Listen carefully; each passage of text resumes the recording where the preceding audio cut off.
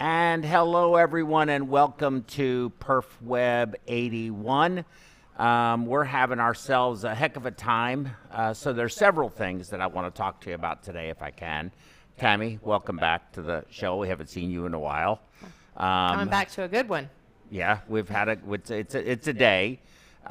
We have technical difficulties. You can see the video wall is not working. The AC in the main part of the building is not working. Fortunately, it is working in here, so we're not all sweltering. Let's see, what else? Magic isn't here, and so... Our production, one of our production guys. Right, is not here. He's in Poland having himself a great time. We, as an organization, our clinical organization, is very busy right now. And we're really hiring, so anybody that's interested, please let us know. But because of all of this increased workload, this is going to be Tammy's not last journal club in forever, but you're going to be taking about a month or two off and then re-engaging with PerfWeb probably in like September, maybe October, somewhere around there, if that'll work okay. Unless we get a bunch of people hired, we need to hire 3. So if anyone's interested, please don't hesitate to call us. We will post Tammy's personal number on the site here shortly. So with that said, let me go through some different things. We have a contact number. So if you want to contact us and just to let the guys know, David, just so you're aware, if you don't mind, I can't see what is going on, like the monitor of the YouTube out isn't on. It's just not on, yeah. It just isn't on. But we could take our, you could get that. Hold on, everybody. We're gonna fix this so that I don't, because I'm already butchering it. I'm having a really heck of a day, and we're gonna get to your thing eventually. And there you go. I saw it click. I saw it move. Okay, it's coming on. And all right, David, thank you. And then the call-in number, if you want to reach out to us, you can be live on the air. Hey, Medima Rose is on. She's always, I love her. She comes in all the time. It's good to see you. Our scroll bar down at the bottom for all of our social media contact info. It's all down there. If you just look down at the scroll bar, you'll see all that. Look, Magic is online. Hey, Magic. Good to see you. Hey, Magic. Hoping you're enjoying Poland. We called him this morning when we had the problem with the video wall. He was in a salt mine having himself a great time. He says, good job, guys. No, it's not a good job, Magic. I'm struggling. We miss you. Yes, we're having a tough time today.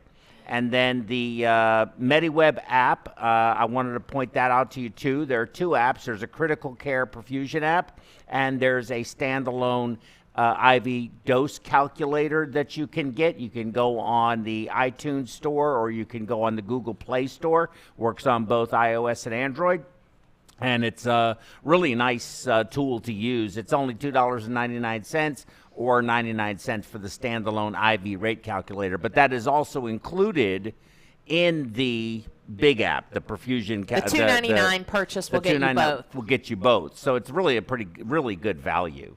And then we have the PerfWeb podcasts, which you can find us on whatever your favorite streaming software is. And with that said, that takes care of all of that. Okay, so the future of PerfWeb, because we really need to talk about this. We're going to continue to bring programs. We're going to try. We have a program this Saturday. We have one tomorrow with Vanderbilt. And Joey, not Lepore. Is it Lepore? Joey Lepore, yeah, is Joey going Lepore. to be our speaker tomorrow. And then on Saturday, we're doing simulation. And I don't know if it's possible, probably not really practical right now to show you our simulator, but we have a really, I think, nice-looking, professional-level simulator. It's come a long way just in a few months. It has come a long way, and I'm very, very excited about it. I'm still working really hard on the on using the Laridol product, and being able to have that work out with the monitor and the ventilator and streaming it. And it's going to be really difficult for us because we don't have Magic here, who is our technical guru. David is the production and graphics guy, and that's sort of his field of expertise. Magic really is the technical guy, and I have limited value except for sitting up here talking. And Tammy, of course, you have great value because you do the presentations. And, I'm going to tell you, I totally understand it and totally respect it. But I'm just letting you know I'm going to miss you. Aww. It's really fun having you here. It really is. And I'm going to miss it for a couple of months. But we have to get our staffing under control. And Tammy is the clinical manager of HET. She has a tremendous amount of responsibility, and she's having to sort of disengage just from her regular responsibilities to handle what is an increased caseload and decreasing numbers of staff because people have decided to leave. We do have 2 new hires coming, which is exciting, but we are hiring 3 people. We would like to find 3. We're certainly open to new grads, but I'm also very interested in people with 3 to 5 to 10 years. Even if you think you're getting sort of close to retirement and maybe you're looking for a place to spend the next 3 to 5 years before you retire, this would be a great opportunity for you. We value experience here tremendously. Absolutely. Okay, so yes. We have John on? Sure, you're welcome. Hey, John, how are you? Great to see you. Oh, we can't hear him, though. Yeah. There you go. So how about now? There How you about go. now? I had my microphone muted. So we didn't do a test run. David's overwhelmed there. So I'm coming to you straight out of the gate. Hope you can hear me and see me okay. Yeah. We can. Hey, it's good to see you. Great It looks to like see you're you. it looks like you're working too. Yeah. Okay, so I happened to tee this up. Is everything okay? To tee this up. I was at doing a case the other day with at Memorial, and I was talking with one of the anesthesiologists, and we started talking about racial bias in medicine, and it really just sort of happened in the conversation, just by chance. It had nothing to do with I knew you were giving this talk. And it was organic. And he was saying that, though he has personally never really seen it, they were really taught in medical school that there is a significant amount of racial bias when it comes to how they treat pain in patients, how they treat, many other symptoms, disease processes, diabetes, and that they were taught in school that racial bias is not deliberate, that racial bias that some physicians may have isn't even something that they would have. It just happens. If you can pause that for one moment, because I actually, when we go to our discussion panel, we're going to talk a little bit about that. Good. But I just thought it was so interesting. It is Please interesting. Forgive me. I actually need to step away for just 1 second. Yes. I'll be right back. Welcome Min. He just joined us. And here's Min Tran. Min Tran is here, and always on time. We call him On Time Min. That's what we call him. There you go. And you got your mic on? Good morning. Take your time. Yeah, we're just getting started here. It's all good.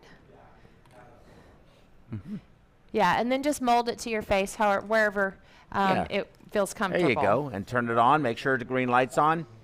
And you guys can hear Min? Hello, everyone.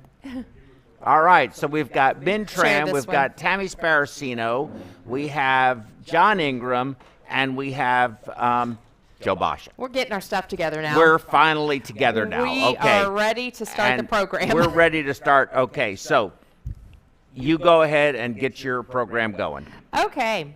All right, welcome everyone. Good morning. Thank you for joining us. I appreciate your understanding with some of the technical difficulties we're having, but we're going to get through this. And we actually have a pretty interesting article that we're going to discuss today.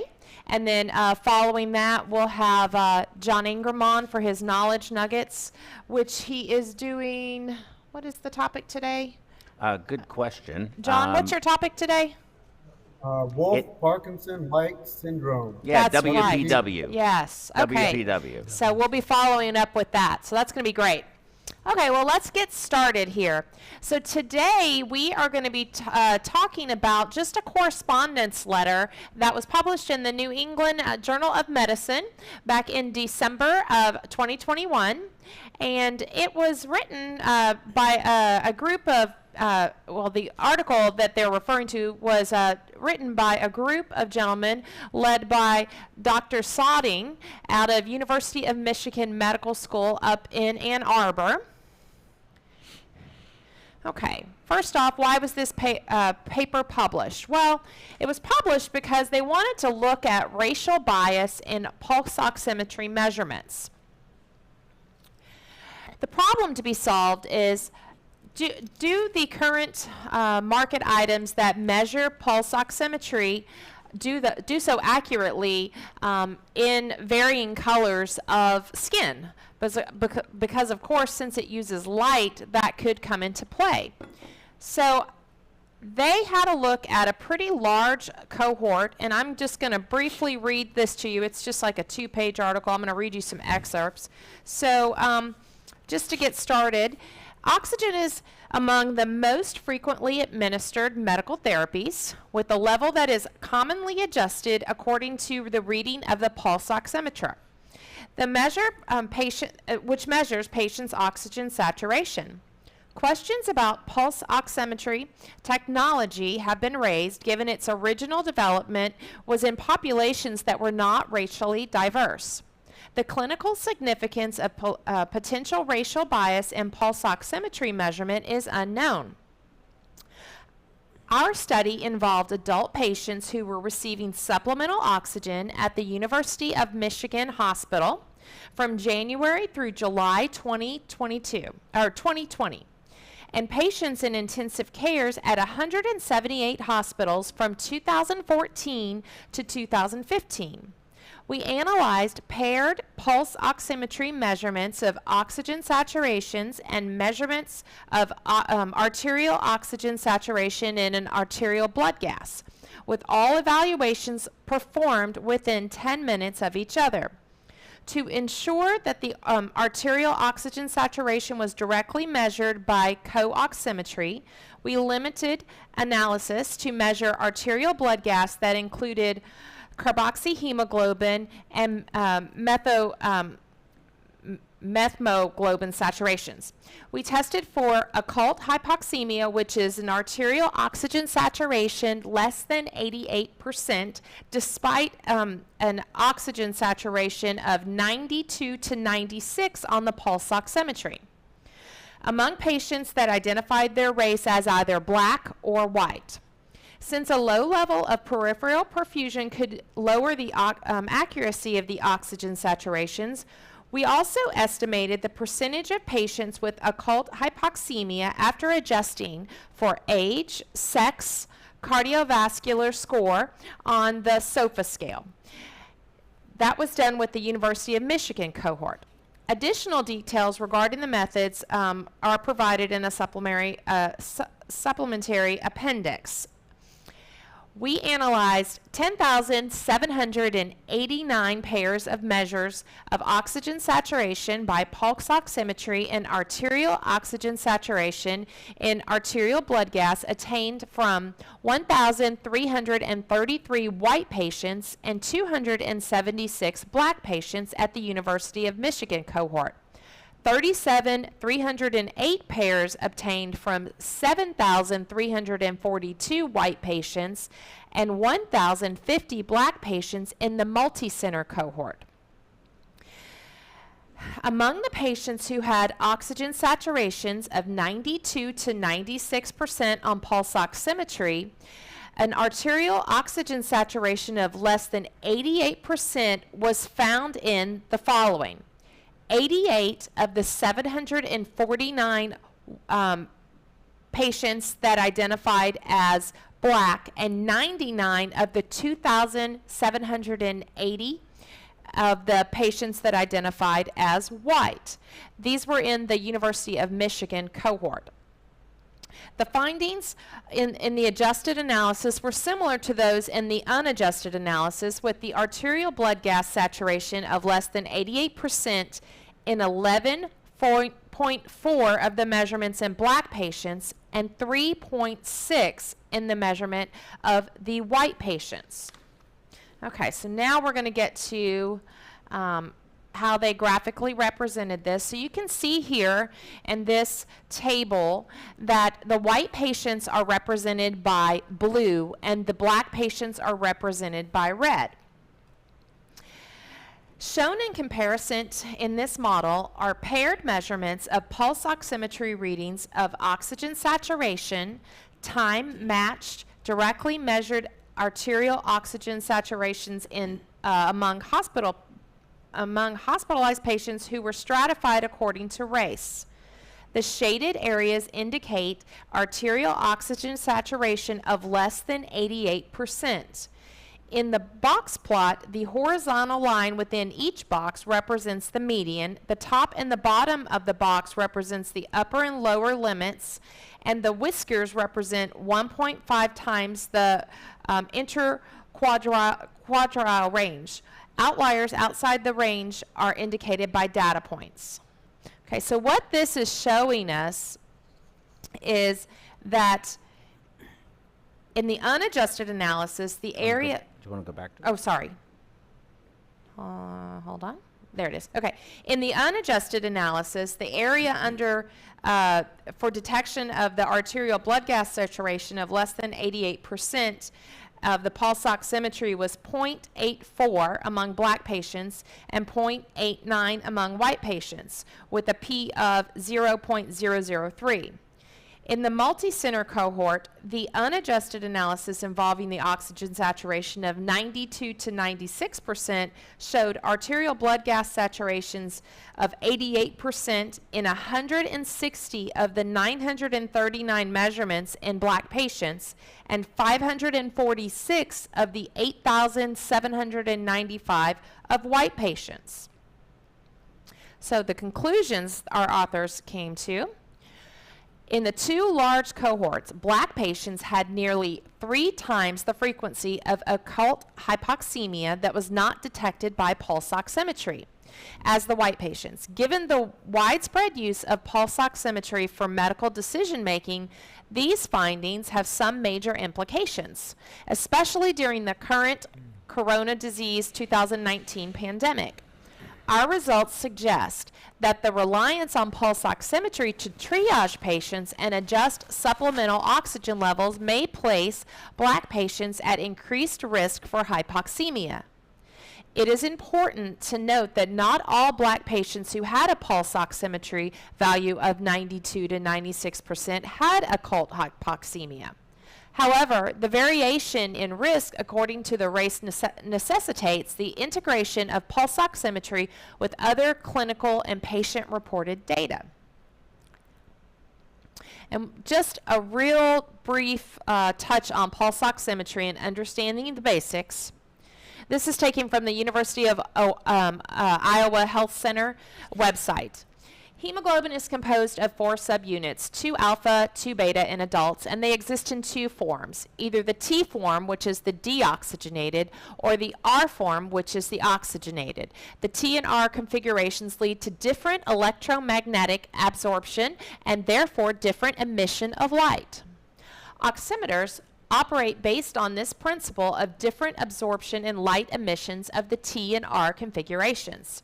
The oximeter utilizes an electronic processor and a pair of small light-emitting diodes, LEDs, facing a photodiode through a translucent part of the patient's body, usually a fingertip or an earlobe.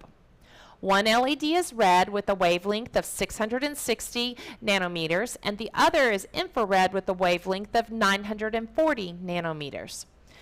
Absorption of light at these wavelengths differs significantly between blood loaded with oxygen and blood lacking oxygen. Oxygenated hemoglobin absorbs more infrared light and allows more red light to pass through. Deoxygenated hemoglobin allows more infrared light to pass through and absorbs more red light. Okay, so this was this illustration was borrowed from Adrian Curtin, and it is available at the following creativecommons.org website for Wikimedia Commons. So what this is showing is that oxygenated and deoxygenated hemoglobin absorption. So the LED sequence through the cycle of one on, yes. Sure. Oh. Oh, lost connection for the PowerPoint. Got it. Are we back? Okay.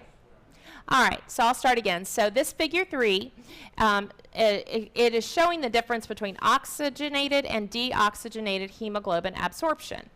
So the LED sequence through the cycle of one on, then the other, then the one off for 30 times per second. The amount of light that is transmitted, in other words, not absorbed, is measured. These signals fluctuate in time because the amount of arterial blood that is present increases or pulses with each heartbeat. By subtracting the minimum transmitted light from peak transmitted light in each waveform or wavelength, the effects of other tissues are corrected, allowing for the measurements of only the arterial blood. The ratio of the red light measurement to the infrared light measurement is then calculated by the processor, which represents the ratio of oxygenated hemoglobin to deoxygenated hemoglobin. This ratio is then converted to SpO2 by the processor and looked up on a table based on the Beer-Lambert law. All right, that's it. Okay, so can you please just summarize the Beer-Lambert law? I'm not getting into that. The excerpt that I took from was from a published chapter on the University of Iowa website. So if you really have an interest in this, there is about 8 chapters on just this in general. And Pulse oximetry. Yes. Or racial bias. Or just pulse oximetry. Pulse oximetry, just the general Specifically. Understanding. So if you really have an interest in that, you are welcome to go to their website and really get into it. Yeah, that's really, I found, what I find most fascinating, I mean, there's a lot to unpack here, but pulse oximetry is a complicated thing. Yeah, it's really a lot more complicated than you would think. I mean, broken down, I just wanted to, so that we have the basics, understand how it's even calculating that. And I think if we just think about the different shapes that oxygenated hemoglobin and deoxygenated hemoglobin have, whether it is relaxed or whether it is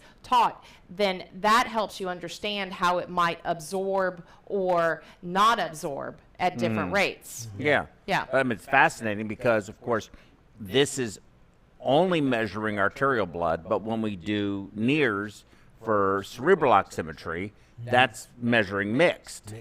So it depends on the processor and how it applies it, right? It's amazing that it can do that and only measure arterial blood. I think that's fascinating. It is. Okay, so you had me hold off on something because you wanted to bring it up during the discussion. Well, and I wish I had printed the article out now. I didn't know we were kind of going to go this direction with it, but this was a correspondence letter that was published December 2021, December 2021, and then shortly after, there was a response to this correspondence with another correspondence from a different individual, and he was talking about that he did not like the term racial bias in this particular article because racial bias implies something different than a machine not doing its particular job because it was not set up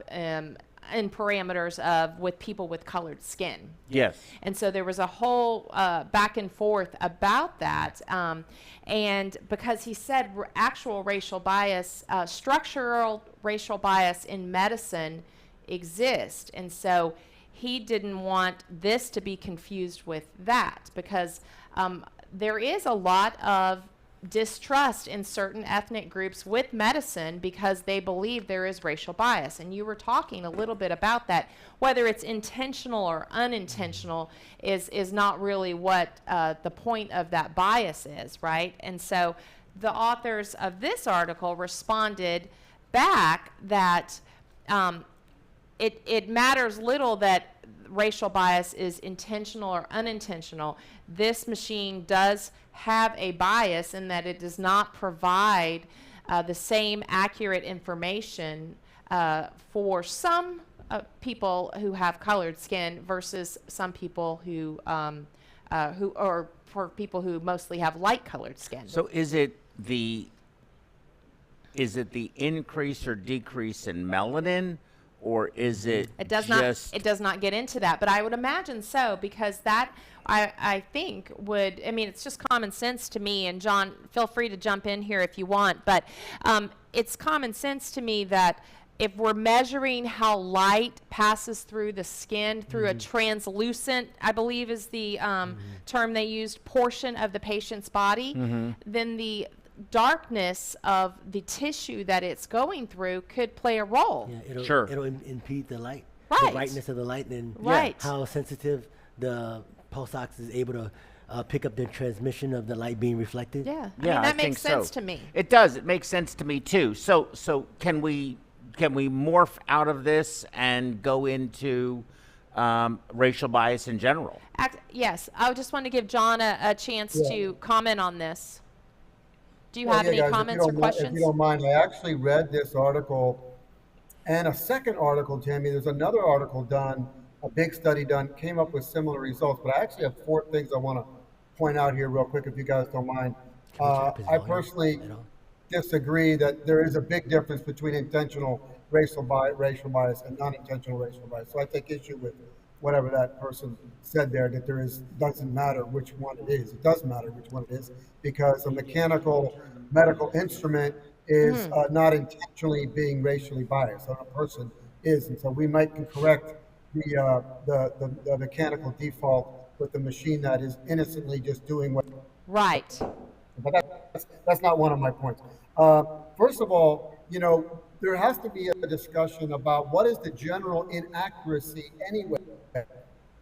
The pulse oximetry itself, nothing is perfect. And Right. then, of course, there's an inaccuracy of sampling of blood and saturation numbers back. None of these things are perfect. They all have a 1 or 2% or so variance of accuracy in and of themselves. No test is perfect. But the other thing, I think, you guys are talking about the level of melanin, and I think if it was solely that, the numbers would be much, much higher with the racial bias. It would be probably more in 70, 80, 90% of black people would have this bias, rather than I think it's 17% in black people and 6% Right. in white people. So I don't think it's only the melanin, but does intellectually appealing to think there's some factor there. But the other thing I was going to bring up too is, are these pulse oximetry instruments, are they calibrated per patient, like every 24 hours, like we do a lot of things? I don't think they are. I don't think they are, John.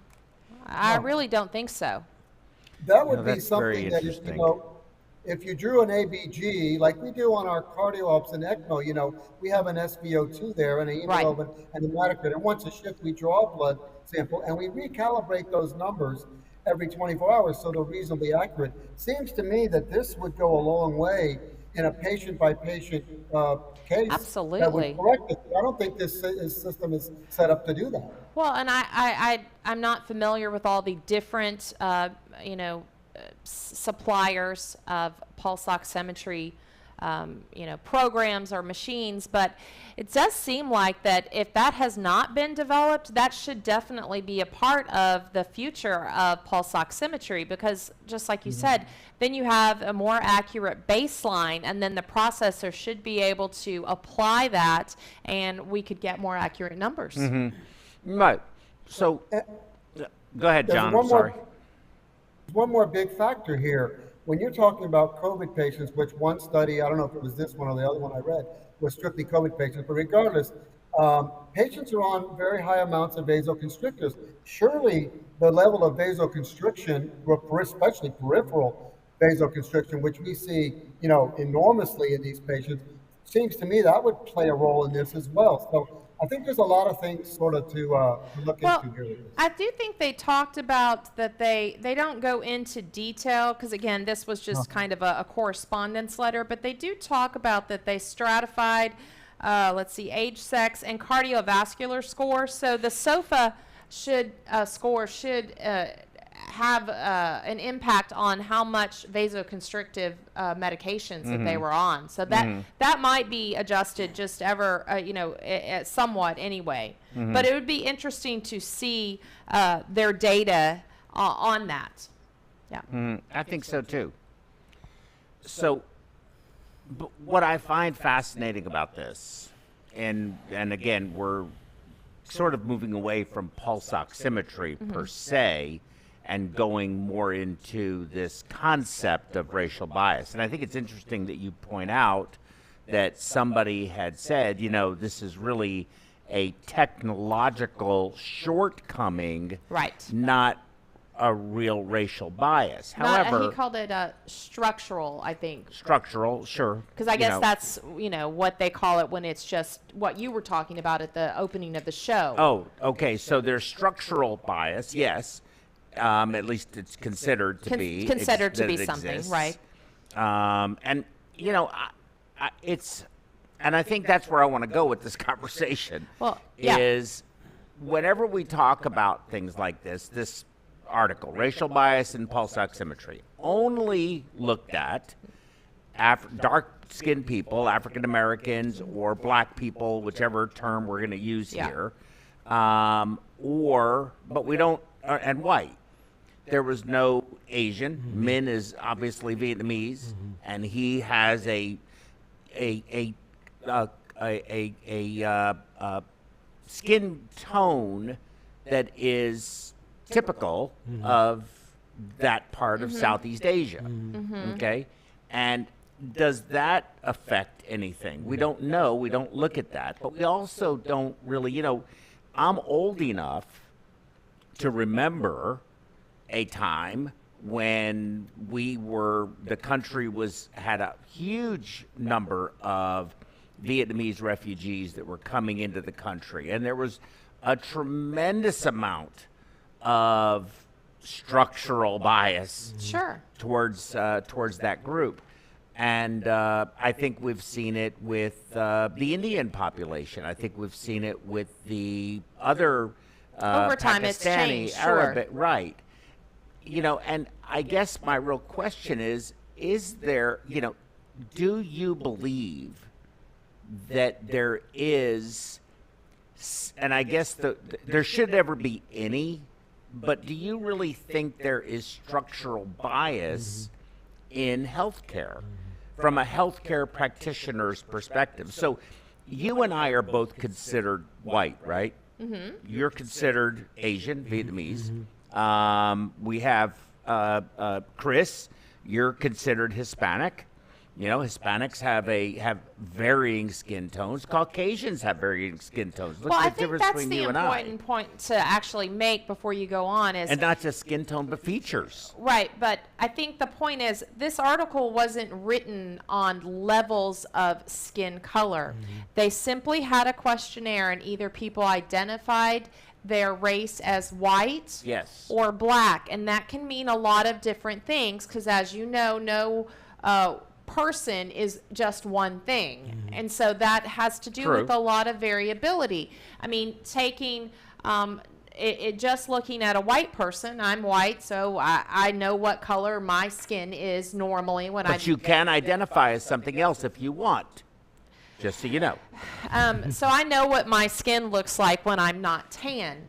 But my sister, who has very similar genetics as I do, we're biological sisters, has a different skin tone. So it's not taking into consideration all of those nuances. We would both write down the same thing, that we identify our race as white. They're not looking at that. I think this article or correspondence letter was really talking about the study, not in such a strict scientific terms of it is so much for general population. You know, they're quick to point out that not all people who selected black had any sort of deviation from what the normal results would have been expected in the pulse oximetry. So I think it's just opening the door that we need to look at, that perhaps many of the earlier medical studies for devices or medications or whatever may have not been racially diverse. And so in moving forward with medicine, we need to make sure that either we get new information, do new studies that are represent the community that these devices are going to serve. Yes. And I think that's kind of the point that they're making. Yeah, and I'm not trying to bash this. I'm not, you know, I know I'm Joe Basha, but I'm not trying to bash this. I'm really just trying to have a provocative conversation about racial inequities that are perceived or are real, and I'm frankly not really sure. I think they're absolutely real. You do, and I find that interesting, because this is what I've learned from this. This is my takeaway. My takeaway of this is patient X shows up in the ER. Patient X is of African American descent. Patient X is complaining about dyspnea. Their complaint is that they're dyspneic. They can't breathe. They are feeling oxygen starved. Whatever, they're tachycardic, everything else. But their pulse ox reading is reading higher than one would expect those symptoms to represent. So now you have to take the next leap and say, I'm going to ignore all of these other things that are telling me this patient's hypoxic, all of the other symptoms that I'm seeing, whether they're observations or symptoms of the patient, and I'm going to just believe this number and send this patient home and not treat them appropriately. Now, that's either going to be, as you stated, structural, in which case it has to be deliberate, or it's going to be oversight and over-trusting a technology that could have an error. So I think there is a good message here, but well, I don't think all of what's considered structural is intentional. It's not. That doesn't mean that there is malintent to not treat patients the same based on race or situation, whether it be a homeless person, because you hear stories about certain people might frequent ERs because they might be looking for a warm place to be, something to eat, perhaps some medication. And so there can be a real desensitization to those types of patients, right? But that doesn't mean that it is necessarily intentional. So someone may come in who is saying they are short of breath, they can't catch their breath, and if you just throw a pulse oximeter on them and say, you're fine, and move along, that could still be structural, because you are looking at someone and you're only using this one device. In medicine, we never use one thing, right?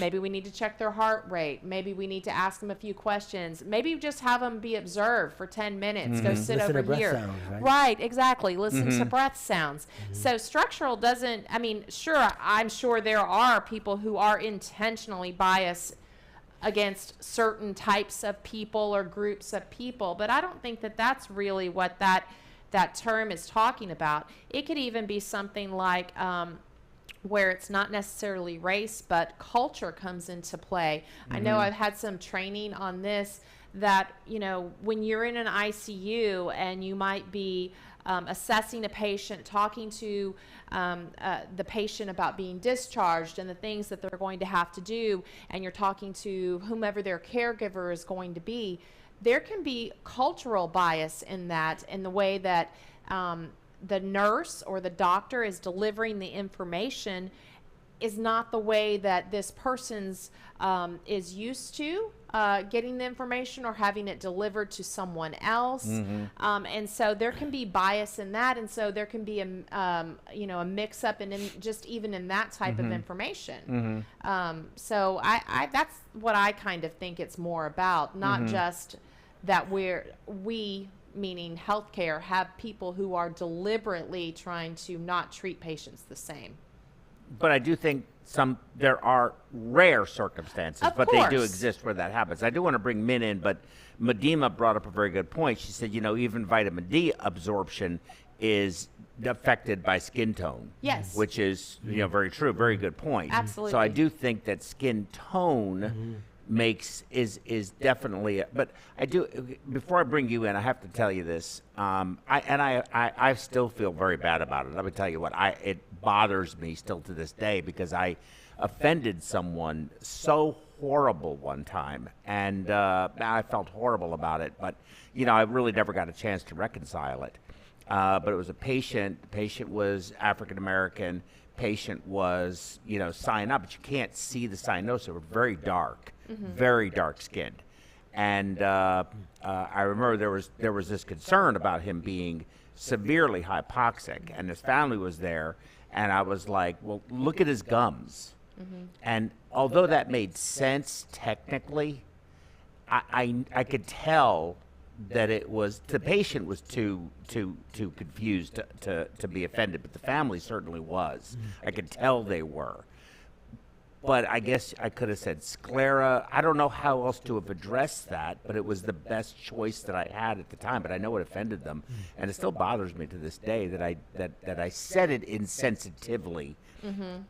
I said it insensitively, but I didn't mean to. Right. Right? You understand what I'm saying? That's the whole point, right? Even with what the example I was giving about the doctor or the nurse that is giving instructions for post-care, most often it's said with the right intention, right? But there can still be some kind of bias in how it is delivered.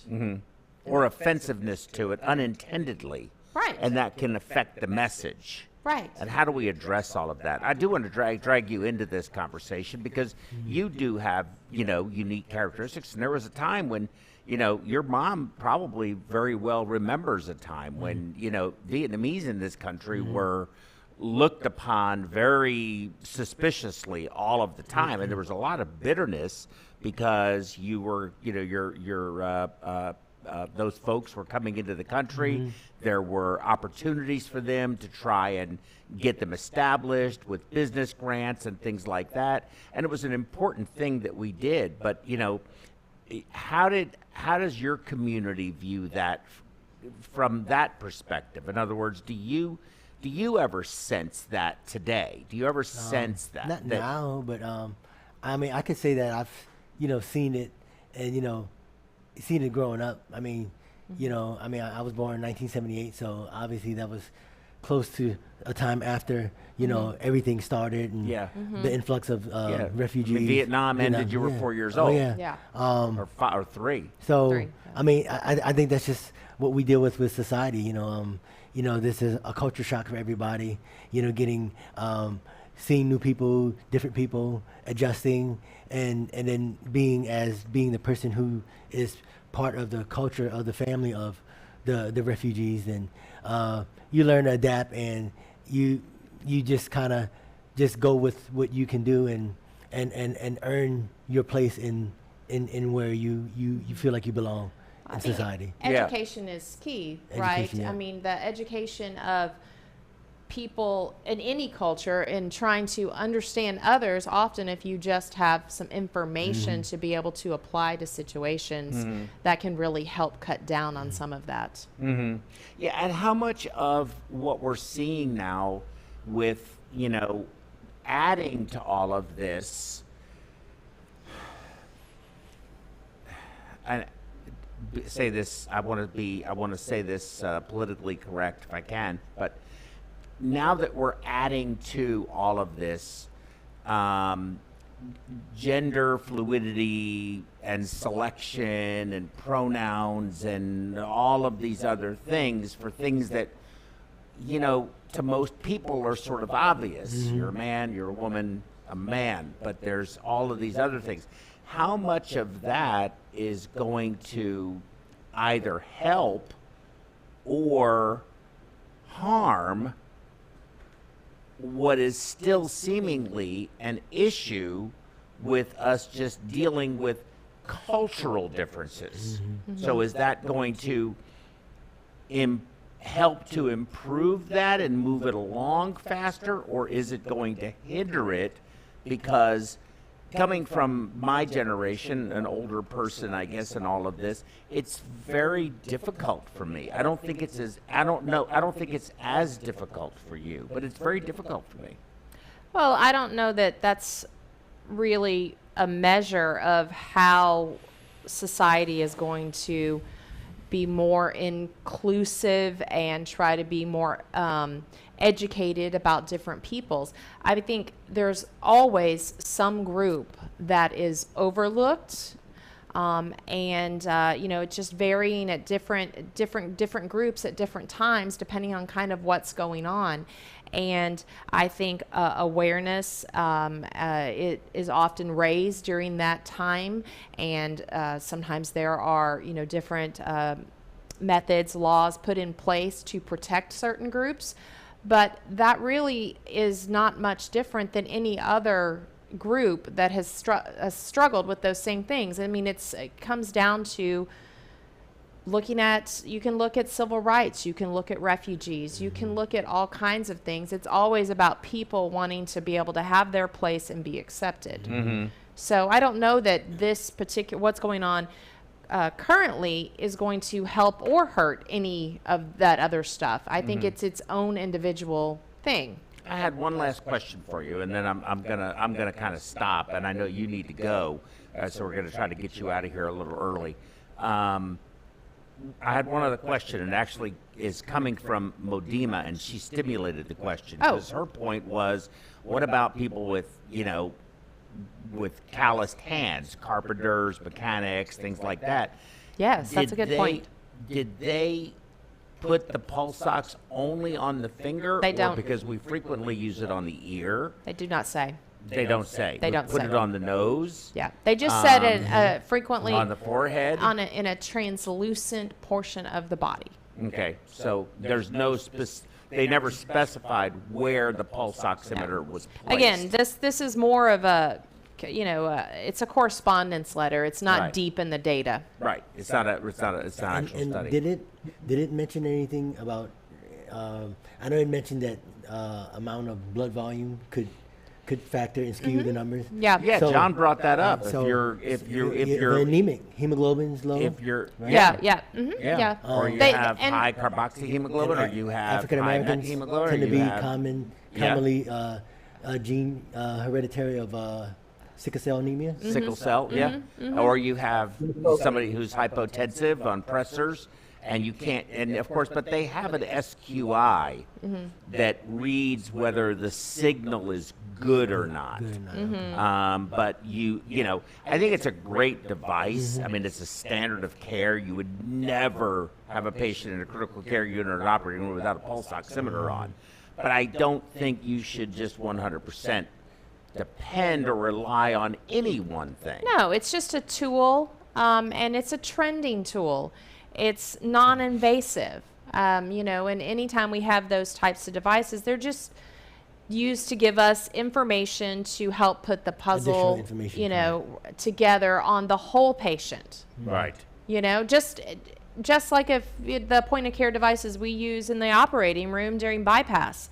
If I get a strange result on any of my electrolytes or my ABG, I'm not going to just rely on that. I'm going to repeat the test, look at other factors, maybe send the test to the lab, because they're all just parts, they all just provide parts of information, and they all have their own issues where they can have inaccuracies. And if you don't, now I don't know if you pulse, I'm not sure because I don't like to pulse on bypass, but I know if I you're do on, whatever if my you're- surgeon asks. I know if you're. I know. I don't until they yell at me.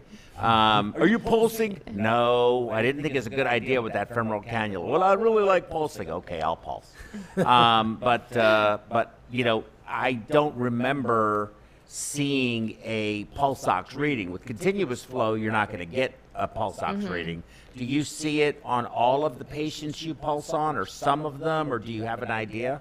I have never actually paid attention to that during bypass. I'll have to do that. You never really get a pulse ox reading on continuous flow. Yeah, no, No, for you sure. never will. Right, You right. won't ever. You never, Right, but on pulsing, we know Pulsing, we usually get a SATs. yeah. You do? You do get a SATs. So you do. So I've seen you it. see it. You I've don't seen it. notice it. I don't notice I've it's seen not it. something I track during Right, the bypass. Well, I I've know noticed- I've exactly. noticed that. I wouldn't either because I'm so used to continuous flow. John, do you guys pulse in the operating room there and read pulse ox? Not I'm this sorry? institution. No.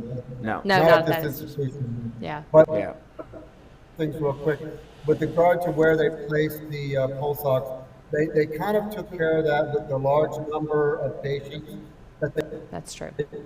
they had such a large number. It's almost 9,000 whites, and I guess another 1,300. But they probably, when they came up with about a 17% inaccuracy on black people and 6% inaccuracy on white people, they probably took care of whether somebody had a thick finger or a middle finger or calcium. in the audio. Let me lower this. Yeah, I hear that. Yeah, that's true because they did have, almost 11,000 pairs of measured oxygen saturations just in the University of Michigan cohorts. I mean, that's a lot of data. So let me just say this too, let's just call it technological bias. You develop a machine trying to target the most average patient that you're going to find. There's technological bias all over the place between male and female, between skinny and obese, between pediatric and adult. You develop a device and you can't possibly encompass all of those things unless maybe you're doing a routine calibration, which I mentioned earlier is probably the best thing to keep this on the rails with any given patient.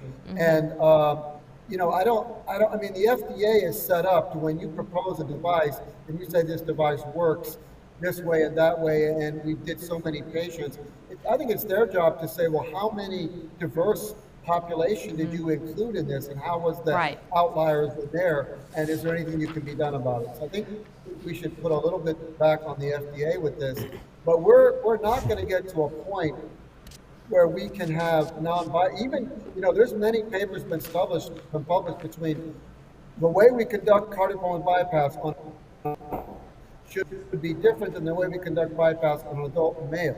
There's not much difference genetically for things that we should be doing, and certainly between the middle age and pediatrics, and then you have obese patients, which, by the way, we don't even have an accurate way of computing their accurate PSA. We have debates about how to even computate the accurate PSA of an obese person, correct? Or a muscular person versus a person that's non-muscular. So, we have a lot of technological bias that we have to think about. And, when you come up with the pulse ox, you guys remember the CDI that's still out there, a lot of people are using these things now as absolutes. These were meant to be, as Tammy said, trending devices. Right, they're trending Go devices. up with a baseline, and then you see it go up and down. That you can probably trust. The absolute number, you have to verify with the lab. Right, absolutely. And just on the point about just for anyone who's not familiar, anytime you have a medical device, the FDA keeps a record of inaccuracies, and they're supposed to be reported. So those should be shared and or available to share. So, an end user could certainly look into, I have these devices that I'm responsible in using, that they're going to give me the information that I need to perform my job.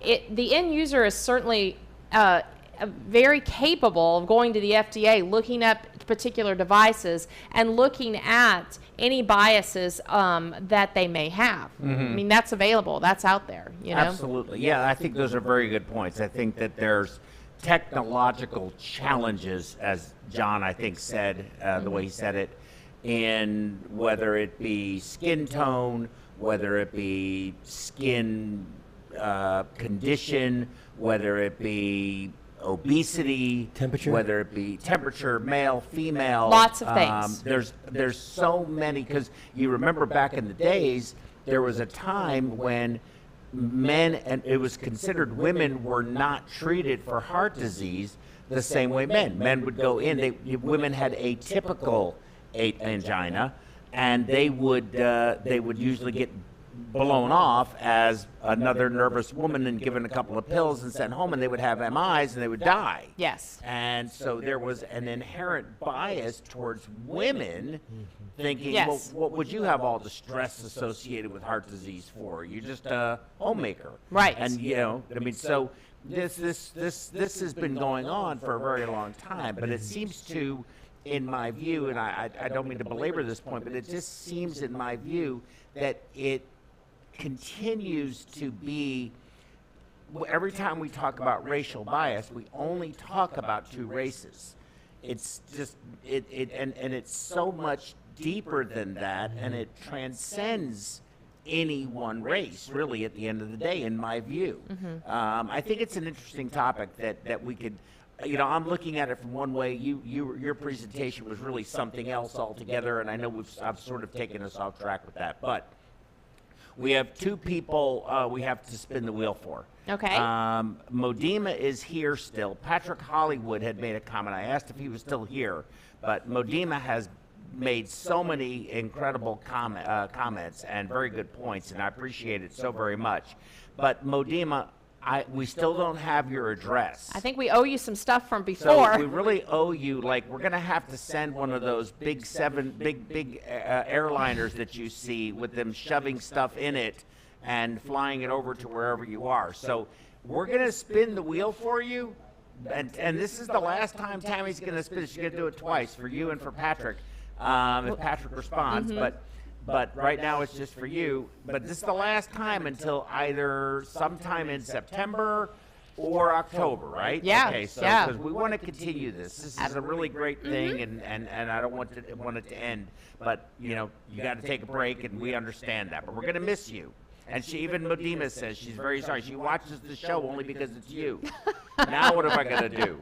What am I going to do? We're just going. How am I going to replace you? It's How? just summer holiday. Just summer holiday. That's okay. all it is. Let's spin the All right, wheel. here we go. God, I hope your spin isn't an aortic dissection. It isn't, because I never accept those. No, no, I'm telling you, no, you get what you get. No, you don't. Oh!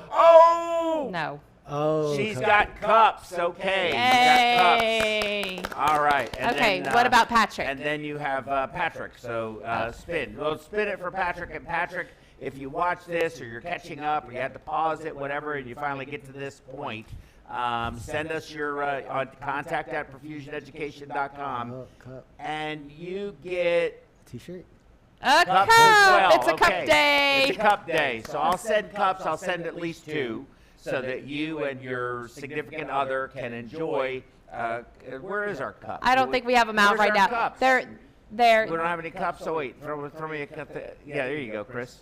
I'm still waiting on my cup. yeah. Where's your cup? Dude, you can. I don't know. I don't have any. I cups. have an Listen, Amazon we're gift card. Thank you, sir. And I- We're falling apart here. Look That's at a nice this. cup. Look, it even has a coffee stain on it. Oh my God, this is dreadful. So you won't get this one though, but you will get some of these lovely PerfWeb cups. They're white and red inside. We need to make some of these with your picture on it. They get a Oh, Tammy please do Sparacino cup. not I do think that. that would be great. We should do that. I will agree to cups saying Tammy Sparacino Journal Club, but only if John comes up with some clever little quote, not my face, that we can put on okay. there. Well, we have it. We have the Tammy Sparacino Journal Club Casino. Oh yeah, I guess we could just do that. And have the wheel on it. Oh, and you know, next thing you know, we'll need knowledge nuggets, and we can have one of John's favorite quotes that he likes to There you do. go. Absolutely. Quote of the day. Yeah. Okay. That logo- Thank you. That Oh, logo well, I'm you sorry, guys John? just had up there, that casino logo you just had up there a minute ago was fabulous. Oh yeah, Oh, it was. Throw Yeah. that back up, David. the Throw your casino casino logo. logo. Yeah. The logo. a Well, let me minute tell ago, you that was what, up there, David that is was the- fabulous. He's not the tech guy, but he is the graphics There you go. guy. Yeah. Okay, we're gonna That get could some be cups on, that say that. Yeah, we just That look could be just on like one that. side of the cup, That could be on one side of the cup, and we'll do one knowledge nuggets on the other side. Yes, of the cup. let's do that. They can choose Absolutely. which one they want to look at when they're Yes. drinking. Awesome. And I get left out again. I guess nothing on the third side of the cup. You have PerfWeb. I have The whole program platform is named after you. Okay. All right. I know you need to go. Real quick, I just wanted to thank everyone for tuning in. We especially appreciate when you interact with us, and we will get back to you on the next Journal Club date. But please continue on with this program and stay for John's presentation, and please join tomorrow. Joe's going to have Vanderbilt here, and then Saturday there's going to be exciting things going on. The simulator. The simulator. I know they can't see it, but you got to tell them what this looks like. Okay, so we have moved from, like a bucket, practically, probably a kitchen bowl. It wasn't even a bucket. And now we have a full-sized male mannequin, male in all ways. And we've got ECMO. Tammy peeked. Yeah, I just had to know where the Foley was going. Was it just taped up in there? It's not. It is properly in place. We've got chest tubes. We've got our ECMO running. We have our simulator program hooked up to it. We're going to have our ventilator program hooked up to it. Oh, there it is. And we have to name him. That's your job. Okay, we're going to come up with a fun name for our participant there, who's going to help everybody learn a little bit more about ECMO management. But for today, I just want to thank you guys, and please stay and enjoy John's Knowledge Nuggets. All right, sounds good. Tammy, thank you. Thank you. We'll see you soon. All right. Thank you, Tammy. Oh, I don't need an applause. You get one from That's me. weird. You get one from me. That's so weird. The audience is applauding. I can hear them. We can hear the audience here. Okay. All right, David, you want to go into John's intro? I'm gonna run his intro. Okay, great. Bye. Be careful.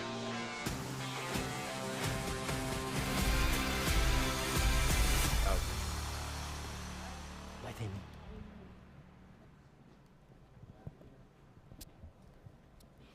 Okay, guys, can you hear me okay? Is the question.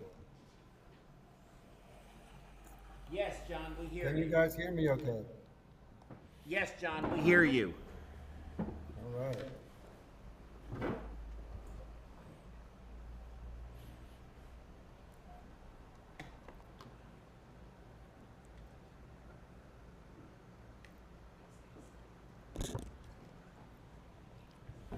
Just wait on my cup. You can have that one. Stay. You know the heart, Yeah, I can hear. the heart symbol. That would be great on the cup. Hey, Chris. Give that to David. Okay, so anyway, so it's good to see you, man. In fact,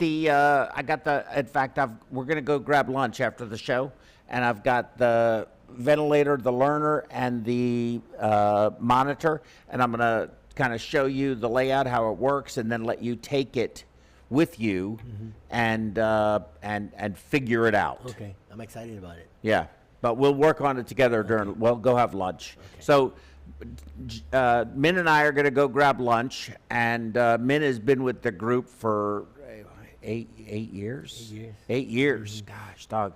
He's He's a vet here. I am a vet. And man, I'll tell you what. And we got to hire some people, dude. We do. We need John. Are you looking? Come on down. You looking to get out of there? Come on down. Dude, we need to hire some people. Well, it's Let me tell you interesting.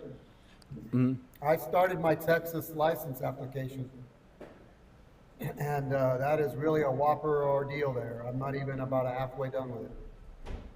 It is. It is an arduous process here in Texas to get a license. And man, I'll tell you what, once you get it, you don't want to do anything to lose it. So, I'll tell you what, man, we've had, and do you mind if before we actually start on your knowledge nuggets, do you mind if I just get into a conversation? Absolutely. That's Just the fun about part. things that have nothing to do with our knowledge nuggets.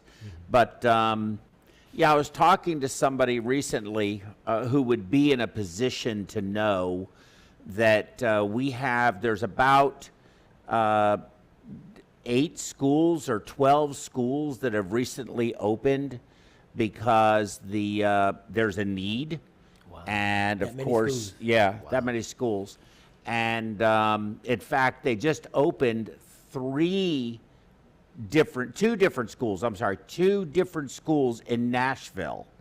One of them is taking 20 or 24 students at one time Per session, not per year.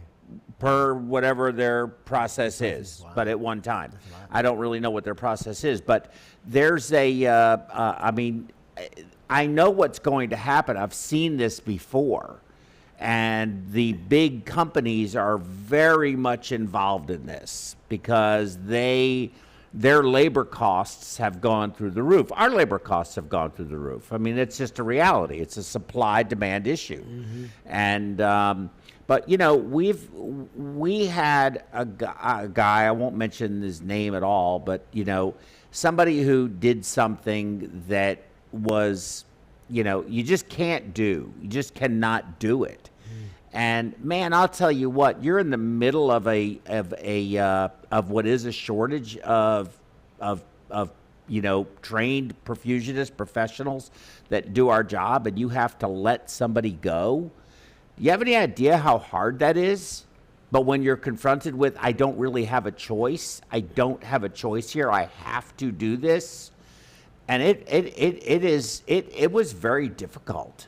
We had 2 people leave right at the what was the beginning of the you know, like the beginning third of the COVID insanity, and that resulted in people just working ridiculous amount of hours. And I mean, and you know, it's funny because we had several months where we were closed down, but they didn't start yet. But there were people doing nothing, literally, if you remember. Oh, yeah. I mean, doing nothing.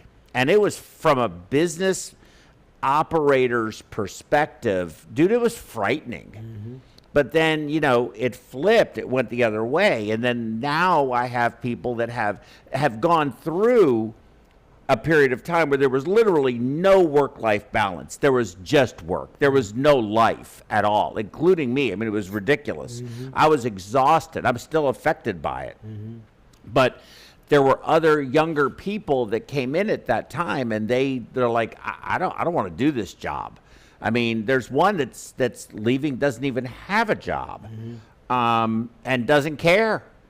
And but we have 2 other people coming now but now the schedule seems, knock on wood, you know, I mean, I know that I say something, but things are becoming a little more normal, a little more sort of predictable. And it makes no sense to leave right now. It makes more sense to stay, build the team back up, and then you have a great place to be. But they don't see that. They don't have the commitment we've had. They don't even understand what the word commitment means. And it's just so incredibly frustrating. I think John had a call. What's your view on all of this? You know, it's hard to really put a finger on, you know, what controls all that. Sometimes, you know, we can't control the things that happen that makes us make the decisions to transition or leave a job for another.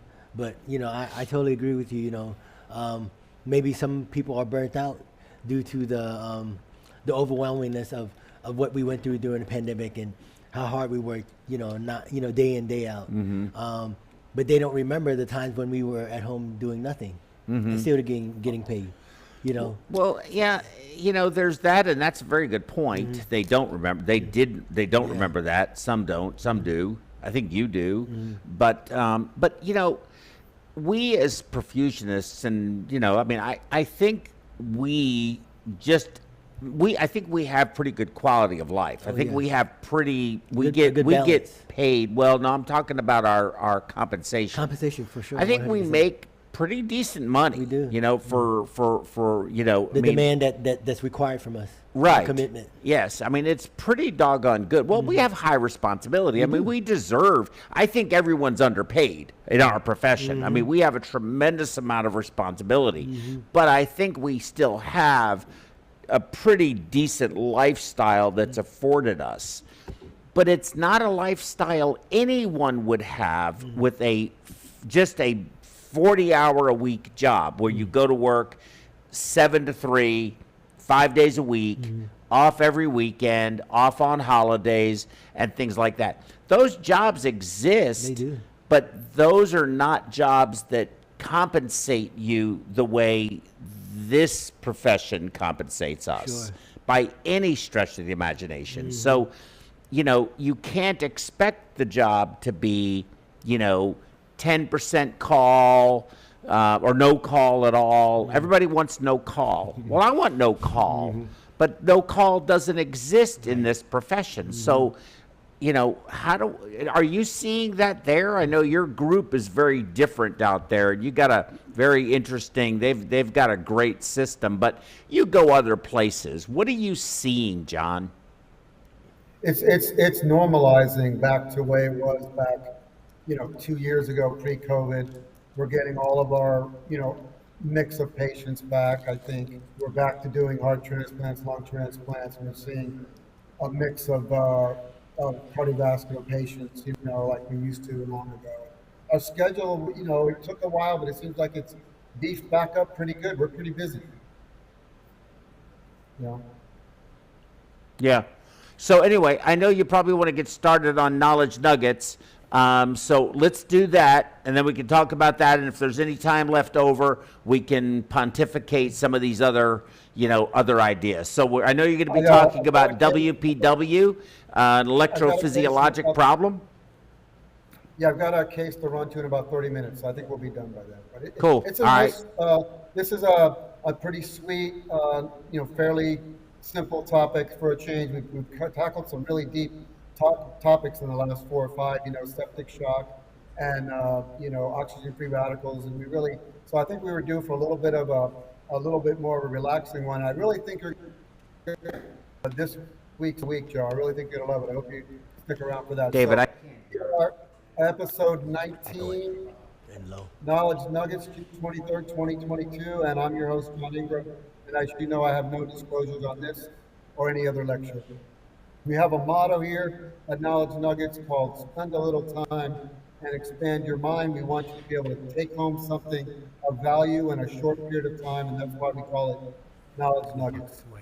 Now this week's topic, Parkinson White Syndrome. Now, as you guys might know who've watched before, we take a different topic each time.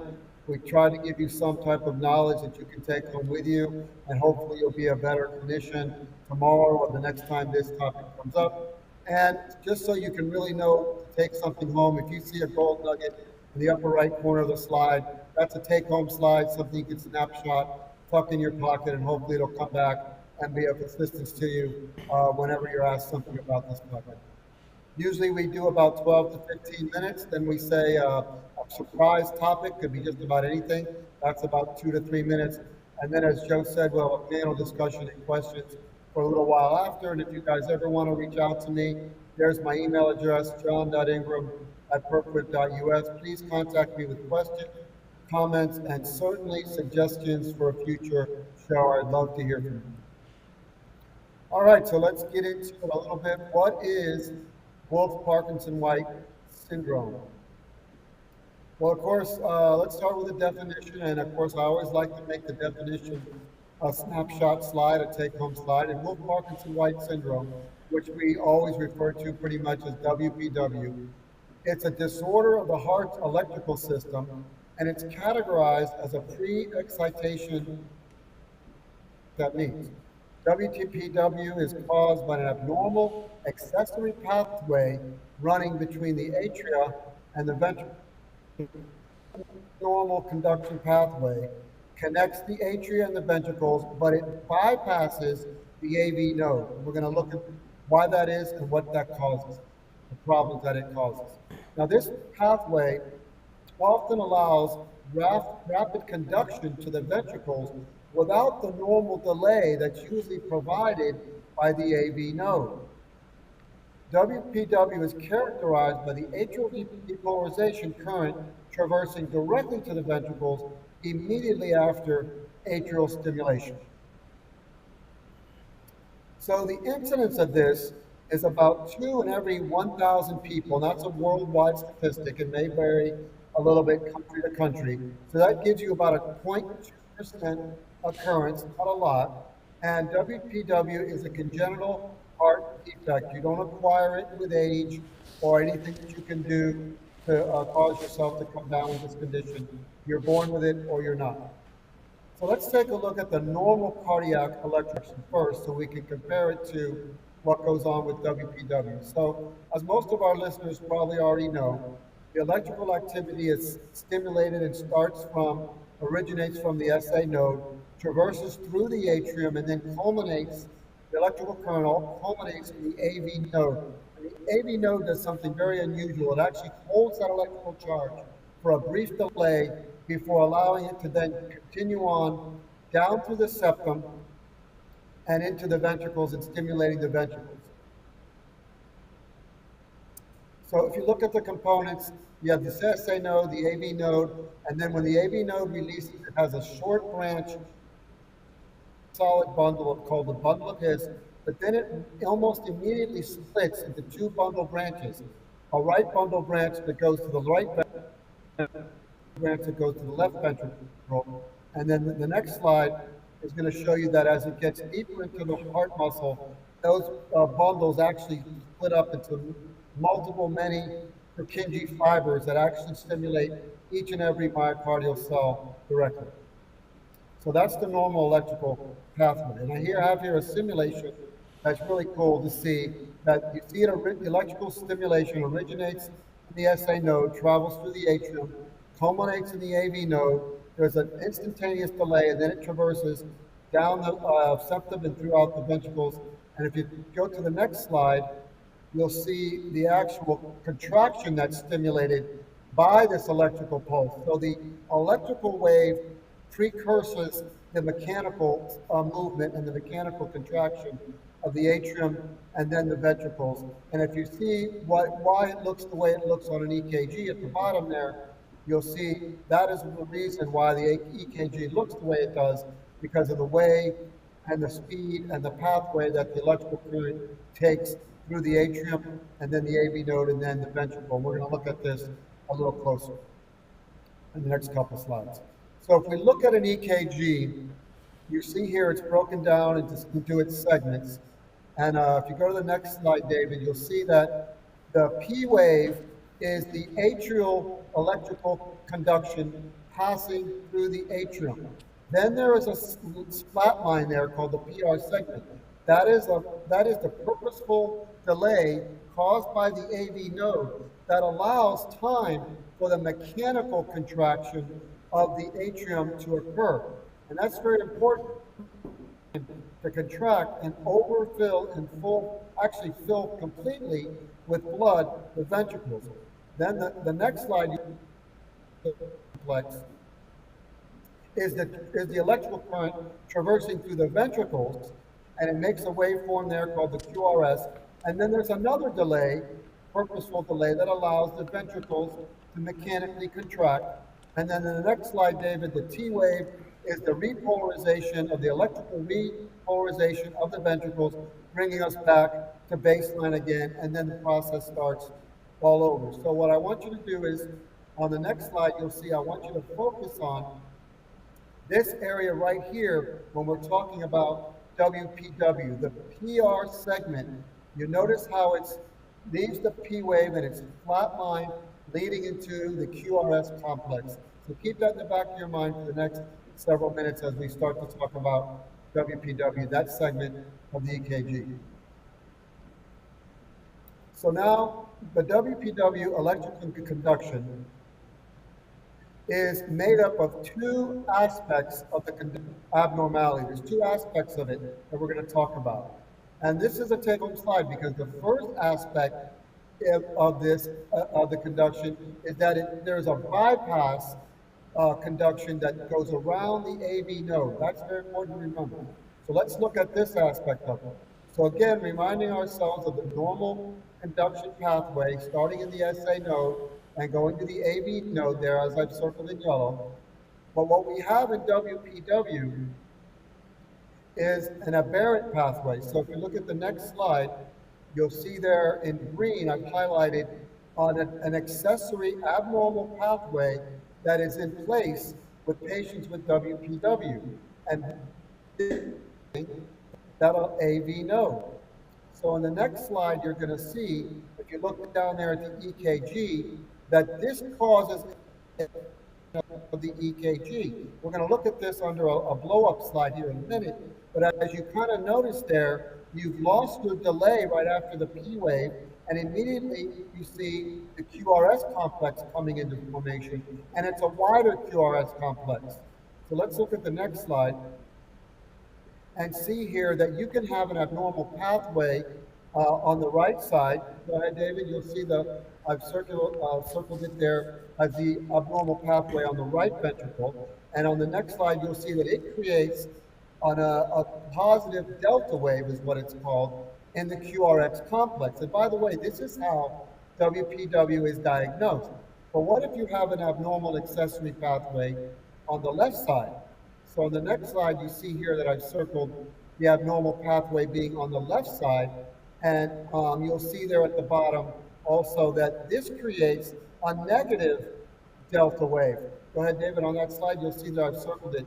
And not only does it cause a wide QRS complex without the PR segment there that I was showing you before, it obliterates that because the electrical pathway goes directly to the ventricles and is not hesitating through the AV node, so it makes a wider QRS. But in this case, it also inverts the QRS complex. You notice at the bottom of both of these traces are the V1 electrode in the EKG. So this is how WPW is normally diagnosed on an EKG. Either a right-sided accessory pathway or a left-sided. And by the way, the left-sided is quite a bit more common than the right side. But here again, we're comparing a little bit larger view of the EKG, and you're seeing the top one there. These are you see the arrow where you basically lost your PR segment delay, a widened QRX with delta wave there, and then at the bottom would be a left-sided accessory pathway where again the PR segment's obliterated, you have a delta wave, but it's inverted upside down, so that's how you know it's a left-sided accessory pathway. So that's part number one to this syndrome. So here I have both of them pointed out to you there.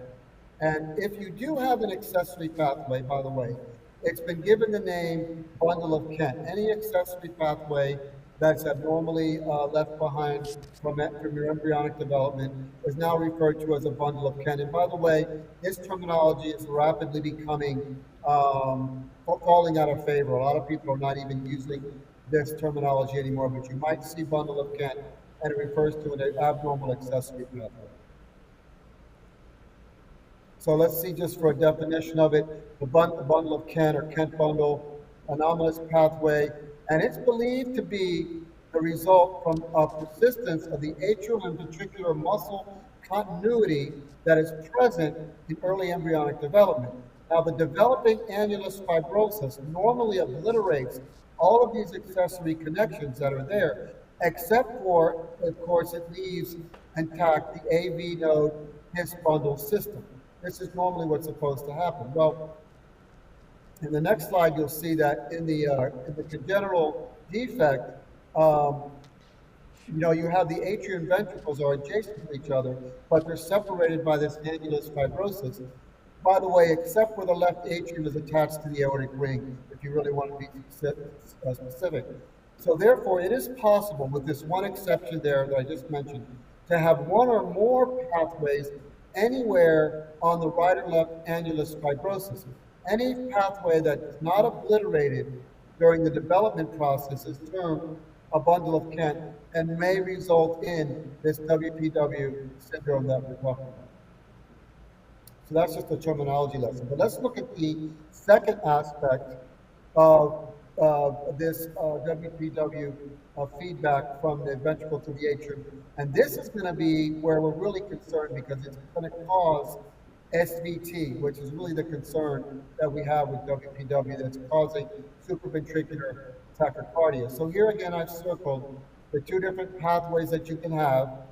And you see there in blue that you have the stimulation of the ventricles going down the ventricles, and that's usually where it stops, and then the ventricle becomes depolarized.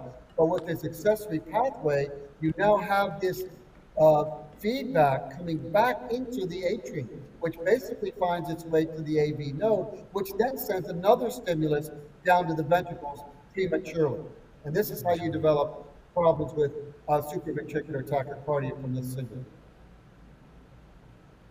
So you see here an example of a patient with WPW, and you see there the SVT. You see how the ventricle is being stimulated from the AV node. And by the way, you're not seeing much of a P wave there because the atrial stimulation is not really happening. It's going straight through the AV node. One second, guys. So, okay, so is WPW serious? Well, it usually isn't serious. Most people have no symptoms or only experience occasional mild episodes of their heart racing. With treatment, normally it can be completely cured. It can occasionally be life-threatening, particularly if it occurs alongside atrial fibrillation. Now imagine that. If you have WPW, congenital abnormality, and then you develop atrial fibrillation later in life, this atrial fibrillation is doing, many stimulations on the atrium per second that can now travel unencumbered through the AV node down to the ventricle, causing very rapid ventricular heart rates. So that's how it can be dangerous in the presence of atrial fibrillation. What might some of the symptoms be? During an episode of SVT, symptoms include the typical things with your heart racing, heart palpitations, lightheadedness, shortness of breath, chest pain. You may feel sweating and fainting. You may feel anxious. And the episodes can last for seconds, minutes, or even hours. It depends how severe your WPW pathways are and how much SVT they're causing you. Most often, though, people have a lot of variety of the episodes. Some may have them daily, while others may only experience them a few times a year. So what about stopping an episode? Most people, when they have a WPW, the physicians teach you to do some vagal maneuvers when you're feeling the SVT. You could be put on medication like adenosine. If you're in the hospital and you're having a lot of SVT and they can't get it to subside, you may have to be cardioverted. That would be something pretty serious, and you'd have to be in the hospital for that. What about long-term, preventing further episodes? Well, they'll teach you to have lifestyle changes. It turns out that strenuous exercise, of course, which is going to increase your heart rate, they tell you to avoid that. And for some reason, alcohol consumption seems to be something that really stimulates this and aggravates this SVT to occur. You could be put on amiodarone, such as a medication, such as amiodarone on a daily oral dose, or a complete cure would be a catheter ablation, where we would ablate the aberrant pathway, and then you would actually have a complete cure if you were having such a problem with it that was uncontrollable. You did a program didn't you do a program, John, on amio? Yes, I did, a couple years back. So the gem of the week, as you guys know, can be absolutely anything that I choose. Could be medically related, could be non-medically related. It's always an interesting topic. So we'll go ahead, David. This week's, as I said, it could be almost anything imaginable. You never know. And this week's gem of the week is a woman named Diana Nyad completes a historic Havana, Cuba to Key West, Florida, 110-mile swim. Wow. Now, I was there for this, Joe. I lived in Key West at the time, still do, as you know. Diana Nyad swims from Havana, Cuba to Key West on Monday, Labor Day, September 2nd, 2013. 64-year-old Diana Nyad became the first person to swim from Havana, Cuba to Key West, Florida, without a protective shark cage, without physical assistance of any kind, without a neoprene dive suit or any buoyancy aid of any kind. Wow. Impressive. Wow. Diana arrived on Struthers Beach in Key West just before 2 p.m. Eastern Time, 53 hours after jumping into the ocean in Havana for her fifth try in 35 years. The swim was a long-awaited triumph for Nyad, who was making her fifth attempt since 1978 and her fourth since turning 60 years of age in the 4 years before. Now, the first 4 tries were marked by gut-wrenching setbacks, rough seas, and she also is an asthmatic, by the way. She had an hours-long lasting asthma attack that forced her to quit on occasion, and she always, in all attempts, experienced excruciating jellyfish stings, which also caused her to stop her quest in the other 4 attempts. So here we go. Before this swim, this is Diana Nyad. She's donning a suit which is made of a special jelly on her face, hands, and face, protecting her against the jellyfish stings she knew she was going to encounter. It's a special mask and prevents these jelly stings, by the way, which also occurred on her tongue, which was a key reason for her failed attempt the year prior in 2012. Now here she is in a previous swim. I just took this picture because what it says on this success that she had, at one point she was vomiting because she had so much salt water in her system and was shivering. She sang lullabies to help her relax. Now, Determination, huh? you'll see here, guys, she's jumping in the ocean. This is in Havana, Cuba, at Hemingway Marina at 8:59 a.m. on Saturday, October 31st, 2013. Now, notice the bathing suit and the gear she's wearing on her head, okay? And the next slide, here she is 53 hours later, unhelped at any point. She was given special packets of food and hydration all along the way. She had a team of 35 people in various boats assisting her as far as guiding her. But here she is walking her last few steps onto Smathers Beach, Key West, 1:58 p.m., Monday, September 2nd, after swimming 53 hours on 110 miles. Now, if you look close behind her, guys, there's an arch of people who are basically keeping everyone away. The absolute Guinness Book of World Records requires that no one assisted her at any point, including to the point where she got on dry land. They were worried that some spoiler would run up to her when she was in her last steps and touch her while she was still in the water. That would have negated the feat. So they formed an arch around her while she was walking her last steps up onto the beach. And that's what those people behind her there are protecting other people from somehow running in onto her. So in the next slide, you're going to see her there. You see how she's swollen in her face and her lips. There's her team members there. She made it onto the beach, and then they were allowed to gather around her and hug her and so on. Now, what's really interesting is the very next morning she was taken to the hospital just for observation in Key West, and not that day and the night before. This is 10 o'clock in the morning, the following morning, at the marina where I was living in my houseboat. I went out for a little errand about 9, 10 o'clock in the morning. I come back, get out of my car, and I suddenly see all these big television vans with big, towers sticking on top of them, and I see CNN written on the side of them, and I start walking over to see what the big commotion was, and lo and behold, I see Sanjay Gupta from CNN, who's the medical correspondent.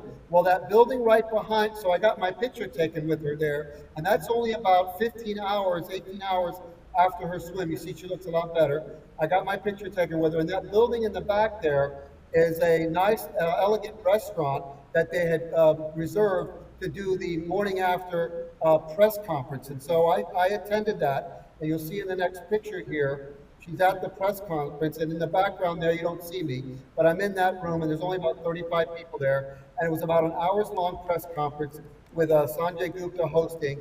And one of the things when she said in that news conference was, what she felt was that her accomplishment, that this was an epic achievement, and it really was. Now, if you guys want to contact me, john.ingram@perfweb.us, email me questions or comments. I think we're ready for a little discussion, which I may or may not be able to sit long for, guys. WPW and Diana Nyad's epic swim. Well, WPW, very good, John. Excellent, as usual. Okay, so on the WPW, of course, there's several different iterations of accessory pathways and aberrant pathways and reentrant pathways for the SVT and all that kind of stuff. And yeah, they just do catheter ablation for them now, and they're so easy to manage. Of course, I remember, I don't know if you remember this or not, but I don't know if you have ever done one of these cases, but years ago, back in the old days, they would have VTAC mappings, and they would do all of these, the Cox-Maze procedure, and when Dr. Cox was first getting started down at Duke, and they would put these patients on bypass and map out all of these places trying to find where the segment was. Now, this was more serious problems than WPW, but they were, these were very problematic cases. A lot of they were doing up at University of Pennsylvania as well. Dr. Harkin was doing those cases, and they would do all kinds of things, including atrial detachment and putting the atria back on. Trying to stop these pathways because these patients were having so much problems. And now it's just handled in the cath lab with very simple ablation techniques that they use. It's just amazing. Did you ever see any of those kinds of cases, any of those really complex EP cases? I have been involved in a few when I was at Methodist, but we would put them on an Impella for support, and they would do some extensive mapping ablation. Yeah. And intraoperatively. Yes, correct. Trying to find where the actual source was coming from. Yeah. Correct. Yeah, that's those I were. was in a case here. We had a complicated, not WTW, but somebody who had, persistent problems with SVT for another reason. And the 3D imaging and tracking now that they have out is absolutely unbelievable. I remember many years ago, Joe, like you said, it was interesting what they would do, but now they have this 3D electrical imaging that they can really do some remarkable things. I was watching one just a few days ago here in our cath lab, which is pretty sophisticated. We have pretty sophisticated electrophysiology doctors here. And it was amazing, the 3D and the way they can precision now every little spot that's being electrically abnormal, degree at which it's being electrically abnormal. And the scarring, they can see the level of scarring when they do the ablation, whether they've done it enough. Really amazing what I was able to witness the other day. I've seen it in a long time. Yeah, absolutely. I think that imaging is, we could change the subject. Imaging, you talked to Dr. Lumsden, I haven't talked to him in so long. I mean, I really do miss the guy. But his saying, one of his favorite sayings is imaging, right? It's all about the imaging. And it's amazing at how far we have come in that particular field. And of course, he has CT scanners, in the operating room where he can actually do they do a 360 scan in the OR, and all the lines and everything, nothing gets discombobulated, and they can do all of this while they're operating. It's just phenomenal at what they're able to do. Yeah, I mean, if I hadn't seen one just the other day, I'd be kind of out of touch. It just was coincidental that I took a patient down on ECMO that had a really hard time with SVT. So we did this very elaborate electrophysiology studies, and it was remarkable what they were able to do. Yeah, I just can sit there and look at the images and just be amazed at what they can do. Right. It's gotten so sophisticated, compared to what we used to have. Yeah. Oh, I know we had. I remember cans of Cinefilm, where you would have to have the can and you'd have to load it in the projector, and and run the projector back and forth. And now, I mean, it's just on your. Yeah, you don't remember those days? No, I'll tell you what. You were considered part of the team, or you were considered good at your job if they would trust you to load the cine films, because it was like a projector and it had to be loaded a certain way with different loops. And if you were doing it wrong, they would get so aggravated with you and start, just give me that, just get out of the way. It was like when you were in perfusion school, it was one more way. It was one more thing they could yell at you for, okay? Because that's all they ever did to me was yelled at me the entire time. I got yelled at. I got fired. I got put in the corner. I got thrown out of the room. I mean, I had everything done to me. You can imagine when I was in school. It was dreadful, dude. They were brutal, and but it was a lot of fun. And you learned a lot that way. That's how you learn. You don't anymore. You don't anymore. Now it's totally different. Now it's, now see the circuit. There's still air in the arterial system, and we don't want that. I mean, that's probably we would be murdered for that. Are you kidding me?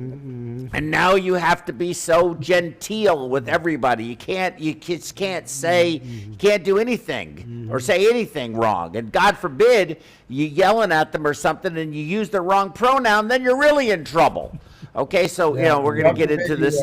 Kid gloves, exactly, Modima. Everybody has to be treated with kid gloves now. Nobody has to go through anything hard and be, really put to the test and taken to task, so that when you are confronted with a situation not in school, you can handle it. We are not.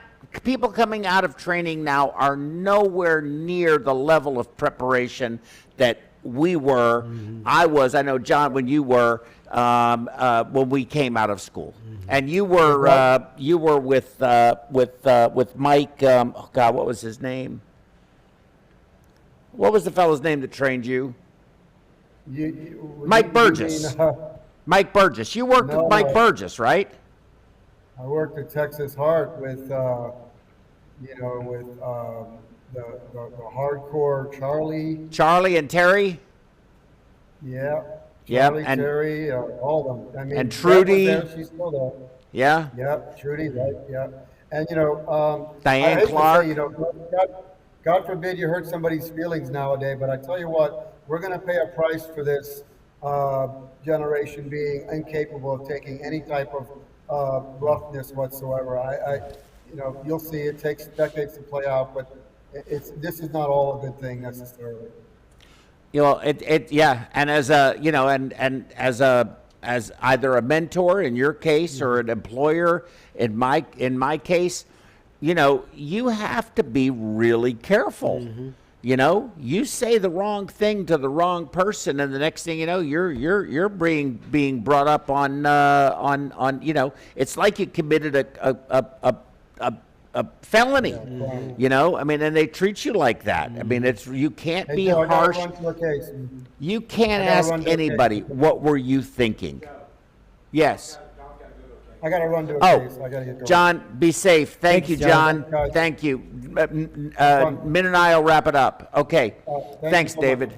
You guys be safe. Okay. I don't know. What do you want to do for lunch? Anything. I'm thinking anything? How's Mexican sound? That sounds good. Okay. Everybody, you got any closing remarks? Thanks. Is that a cool looking simulator? That's very cool. I can't wait to Saturday? Yeah, Saturday. It's going to be fun. It's going to be good. I don't know if you're going to be here Saturday or not. I know I'm going to be here Saturday, and Kimberly's going to be here Saturday. I don't expect you to be here, but if you want to bring the kids and go swimming, the kids can go swimming. The air conditioner will be fixed. The monitors will be working, and the simulator will be working. Okay. So you're welcome if you want to come. Okay, thank you. Yeah, so go ahead. I'm sorry. Interrupted. Thanks everybody for joining us. We appreciate, you viewing in and interacting with, us like you do. And, we got plenty more shows to go. And, hopefully, John will still be here to join us, on many more of his knowledge nuggets. And thank you for having me on today. I really appreciate being here. And it's always a pleasure. Well, we need to come up with a show for you. So I'm not sure what we're going to call it. We've got we've got PerfWeb, we've got the Knowledge Nuggets, we've got the Tammy Sparacino Journal Club. We're going to need the Mintran something. Okay. And I know you are very, very good at ventilators. I am. And I think that we ought to consider doing maybe a multi-part ventilator. I know you did one before, but it was kind of a big, long, comprehensive. But maybe we need to break it down into little segments, maybe, 30 minutes long, and do like a series of 8 or 10 of them on individual things about the ventilator. What's peak pressure? What's plateau pressure? What's peak volume? What is it? It's or flow. Peak flow. What's peak flow? IE Right. ratio. IE. Right. Exactly. So you're already over my head because I don't completely understand I understand the ventilator puts air in, takes air out. How it does that and all of the nuances with whether it's, IMV or whether it's ACPC or whether it's spontaneous or assisted and all of that kind of stuff. And when you make the decision to do one or the other, I just don't really know. And I would love to learn more about that if you're interested in doing that. Mintran ventilator management 101 10-part series, and do maybe 10 30-minute sections on each individual thing, and then finish it up with one big one where we do the ventilator simulator, and you can go overall. Actually, you could use the simulator on every single one of your lectures to show what the individual pieces do and why they do it. Because I think that simulator really has you're going to be taking it with you today. We're going to go over it. You're going to take it and kind of learn how to use it. Okay. And then you'll be able to help me be able to use it during the programs. And then maybe you can use it during your programs. That'd be great. So we'll come up with a good catchy term. Okay. All right. Min and I are out. Thank you all. We'll see you July 26th. Yes. For a full day. So you can put this on your calendar. It's Tuesday, July 26th from 0900 to 12 o'clock with 3 ECMO simulations. Hyperdynamic patient, migrated dual lumen catheter, air leak in venous line, then a 3-hour break. So we're going to do a morning session and then an afternoon session. And I actually have you on here, you and Mike Brown. And we're going to do ECMO scenario inflow obstruction and hypovolemia, recirculation and how we measure it. We're going to do a little bit of that on Saturday as well. And then ECMO, where is it going from here? And that's going to be you, Mike Brown, and myself talking about that. And it's on a Tuesday.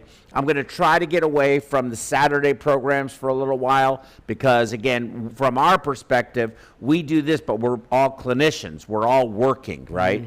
And we have enough to do where we don't want to occupy necessarily the weekend doing this. So we're going to try to limit that a little bit moving forward and see how this works out schedule-wise for us and for you all. But it's going to be 7.2 Category 1 CEUs. So that's a good little mini conference. And if we do that once a month, that would be 80 CEUs possible in the course of 1 year.